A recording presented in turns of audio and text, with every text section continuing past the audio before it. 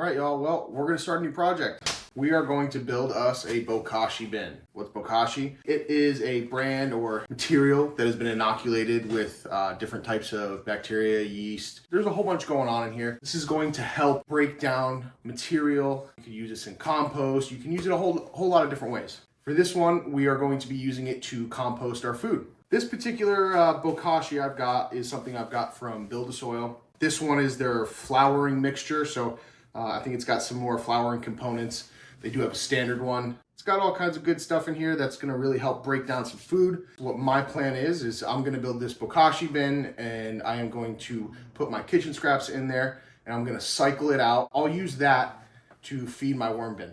Just a little something extra. Yeah, a little extra. So let's check out the supplies that we're gonna need. Now, you don't necessarily need exactly what I'm using. The stuff that I picked out was just stuff that I thought that I would like in the Bokashi bin that I'm building. But I like to build one and done. I saw some cheaper ways that we could have done it, but this was the particular way that I decided to do it. There's a lot of different types of lids that you can get. There was one that I saw that I really like, and I may end up investing in it later. It's called I think it's an airlock. If you're not using the whole 5-gallon bucket, you just push it down and it creates that little tight space. Because Bokashi composting is anaerobic, you need to make sure that this is going to be airtight.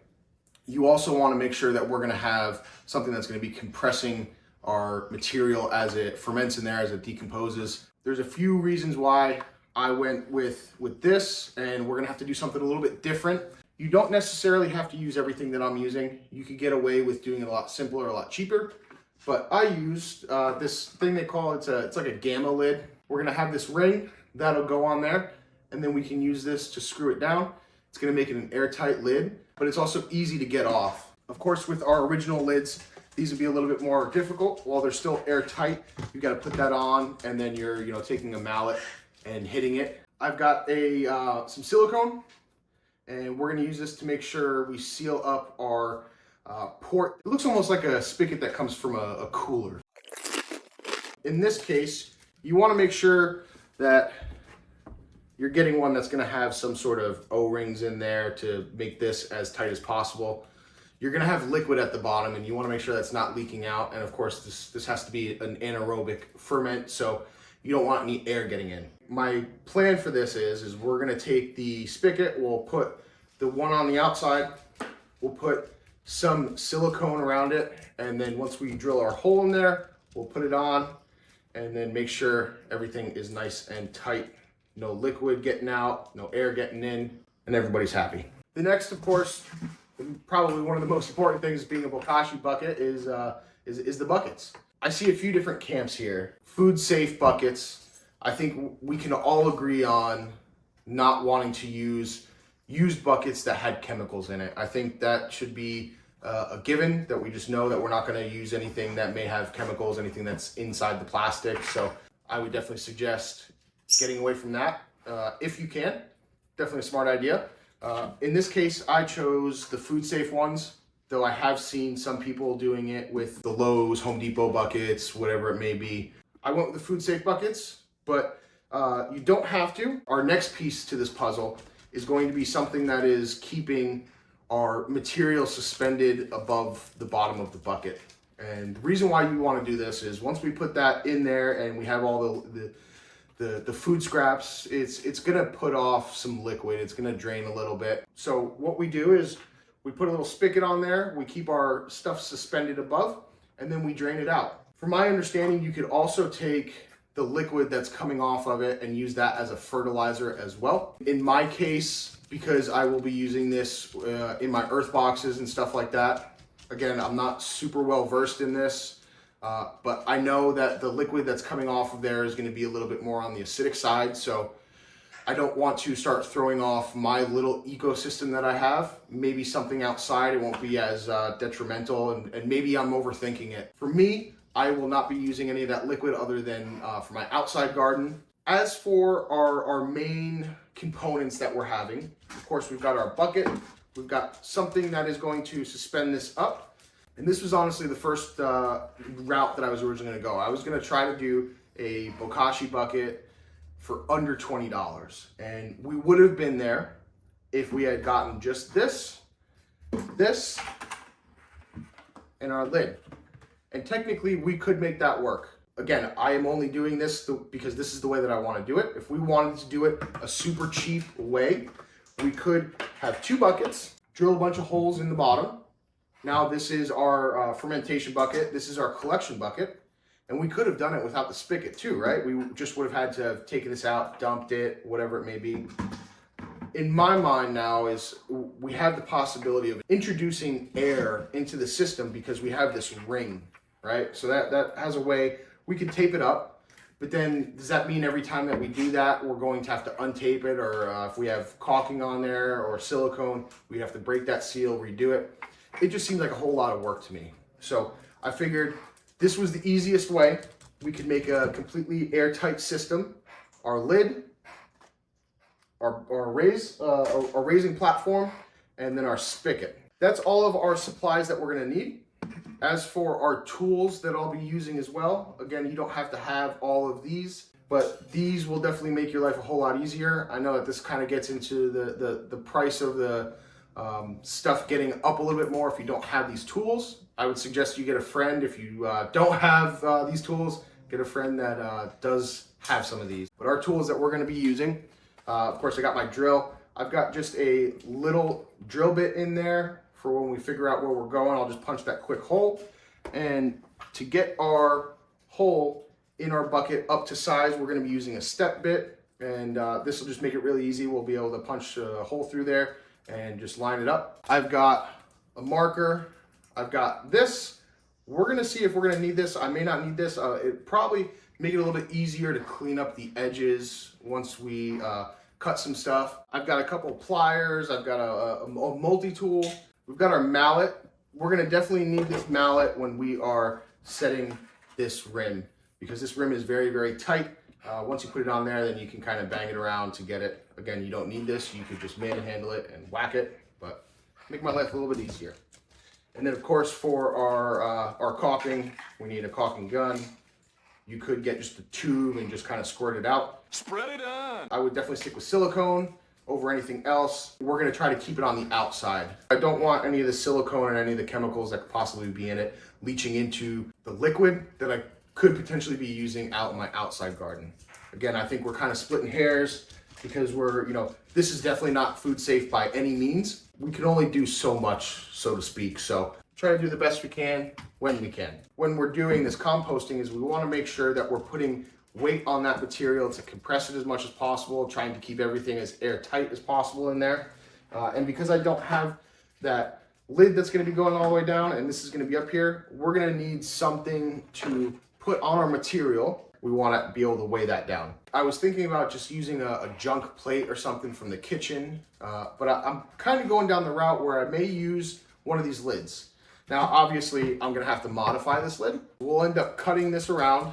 It's probably not gonna look pretty. I definitely do not have the proper tools for this. We'll use that as what's gonna sit on top of the material, and then we'll have to figure out some kind of weight, like a rock or something to put in there, and we'll use that to weigh that down. That's all of the stuff that we need that I am doing for this particular one. I am gonna be making 2 buckets, but we're just gonna be doing this on 1 bucket today. Let's get to it. All right, our first step with this is we need to get this spigot installed into our bucket. Because we're gonna be putting this nut on the back end, we wanna make sure we come up just a little bit. I wanna be able to sit this on the ground, so I wanna make sure that this is going to be above, so we're not hitting anything when we're having it sit down. The way I'm gonna measure this is I'm gonna put my finger right underneath it, and we'll put that all the way down to the bottom of the bucket. And then I'm gonna come in with my marker. I know it seems silly, I marked it on the inside, but that was the easiest way. But luckily, with my light coming through my drill, I can see where that hole is, and we will punch that through. Now, when I was marking that, I wasn't marking the downside, the upside, right there in the middle. So then that'll give me a better chance of actually being able to place this where I had anticipated. We're gonna take our bit out. We're gonna put our step bit in. Now I looked on there and I tried to see what the exact size of this was, but I couldn't find it on there. So I've got a step bit that I know is going to go a little bit larger, but what we're going to do is we're just going to take our time and we're going to test it. So once I get it down a couple where it looks like it's close enough, we'll stop. I don't want to go over it. I want this to be as tight as possible. And it cuts quick, so don't put too much pressure on it. We'll go up just a little bit more. And just like that. I probably should have slowed down just a little bit. That gave me a little bit more than I wanted. Again, with our silicone and these rings, that'll be just good. We went just a touch larger than I wanted. We've now got our bucket with our hole drilled. We're gonna have to prep this a little itty bitty baby one. I don't want to take out a bunch. So I'm just gonna put a little bit around the hole, creating a little bit of a bead right there. And then we're gonna take this and boom. See how I just kind of pushed it around? Didn't send any inside, so we're kind of splitting hairs whether, you know, that silicone's gonna be in there to harm us or anything like that. My intentions are to keep it out. We're gonna take our other ring here, put this on the back side, and then we're gonna take our nut and we're gonna screw it on.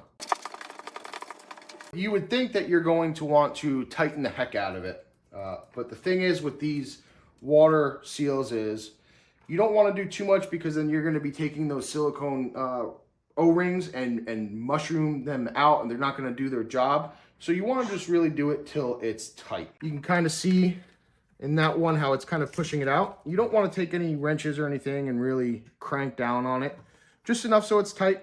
I can see that it's pushed the silicone out a little bit. That's good. We know that it's underneath there. It's going to create a nice little seal in there. We'll have to give this a water test before we do anything, but boom. That's the hardest part of this whole thing. If you've gotten this far, the rest is easy street. We're literally just taking this and we're dropping it.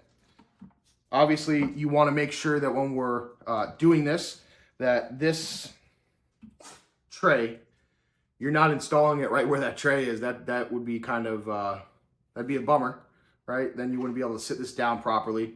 So make sure, obviously, when you're putting this on, if you're unsure of where it's going to be, just put this down, make a little mark with this sitting down to know where your areas are that you can't go above or below, and go from there. So make sure that you're not screwing yourself for later in the project.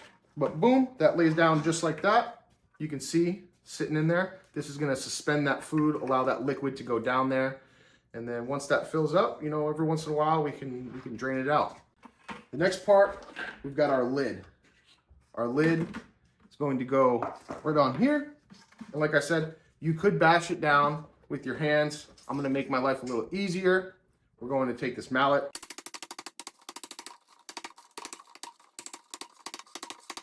Doing it by hand, it's going to be a little tough.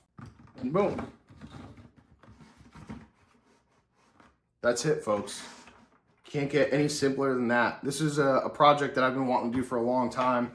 I've done Bokashi fermenting before, composting, and I realized that I hadn't done it properly in the past. I had just put it in the buckets and I'd let it sit in there and it sat in liquid. And I always ended up just throwing it out in the garden or whatever it may have been. I did some more research and I really wanted to set this up because I think this is a good addition for anybody that doesn't have much room for composting, or in this case it gives me something that I can cycle in and out of my kitchen. One of the nice things about Bokashi is that it doesn't stink. So you could also take this and just put this under your sink, and it's a good way to not just throw away something that can be repurposed, right? We make use of our scraps. So I think that's a cool thing.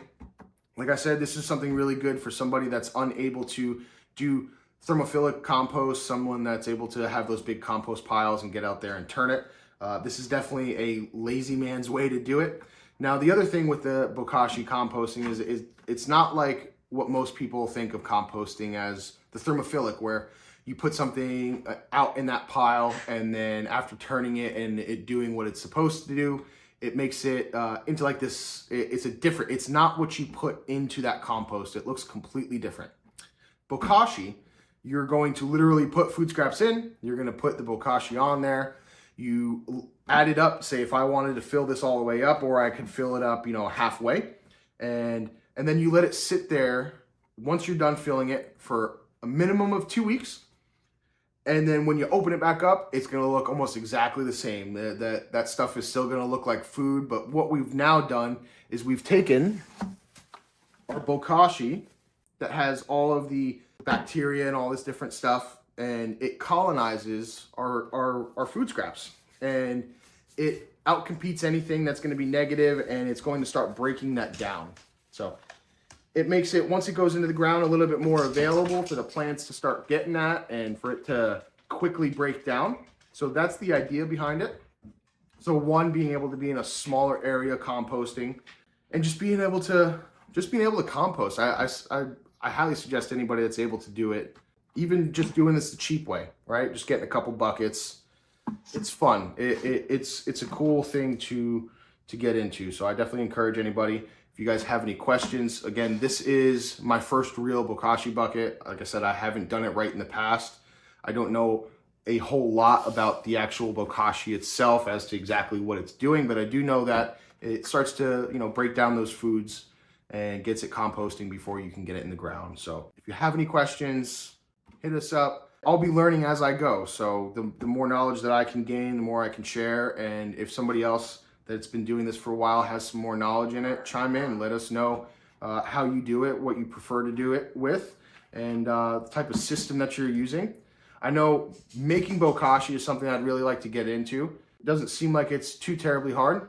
A lot of these processes, though, that come with doing different kind of natural farming and different things like that, there's a lot of steps in it, and a lot of times I either forget or I go away and I miss those steps and the things go bad. So I try to make as much as I can here at home, but these things can tend to be on timelines as to when you could process them and this and that, and sometimes I screw them up. We buy the stuff that we need. I know there's all different types of platforms that you go. There's all different types of people that do make these types of things that you can get your hands on for a reasonable price. Get you some Bokashi, start fermenting your waste.